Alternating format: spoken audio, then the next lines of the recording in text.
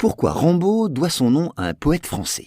Alors vous le savez, la série des Rambo a beaucoup fait pour assurer la gloire de Sylvester Stallone au cinéma. Le personnage qu'il a incarné à plusieurs reprises est un militaire très musclé, membre des forces spéciales américaines, les fameux bérets verts. Il est plus précisément le dernier survivant d'un commando envoyé au Vietnam. Capturé et torturé par l'ennemi, il finit par rentrer dans son pays, où il rencontre une forme d'hostilité envers les militaires engagés dans la guerre du Vietnam. Enfin, souffrant d'une forme de stress post-traumatique, il a du mal à se réinsérer dans la société. Et donc, le romancier David Morrell publie en 1972 son premier roman intitulé Rambo. C'est donc à lui que le personnage doit son nom. Mais comment l'a-t-il trouvé?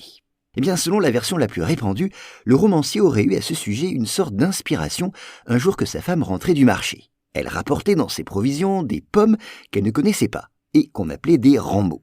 Alors que sait-on au sujet de ces pommes? Eh bien, qu'elle a été cultivée, en tout cas cette variété, de préférence en Pennsylvanie et dans le New Jersey, et ce dès le départ. Elles auraient été introduites en Amérique au XVIIe siècle par un fermier d'origine suédoise, un certain Peter Gunnarsson, qui ajouta à son nom le surnom de Rambo, ce qui signifiait « nid de corbeau ». Et il aurait nommé cette pomme ainsi en référence au mont Ramberger, qui dominait sa ville natale de Göteborg. Et au moment où David Morrell voit revenir sa femme du marché, avec ses pommes Rambo donc dans son panier, il est en train de lire des poèmes d'Arthur Rimbaud. Or, quand les Américains prononcent le nom du poète français, on a tout à fait l'impression d'entendre quelque chose de très semblable au mot Rambo. Et le romancier aurait été troublé par cette curieuse coïncidence entre le nom d'une pomme et celui du célèbre écrivain. Il n'en fallait pas plus pour qu'il baptise Rambo le personnage qui allait assurer la notoriété de Sylvester Stallone.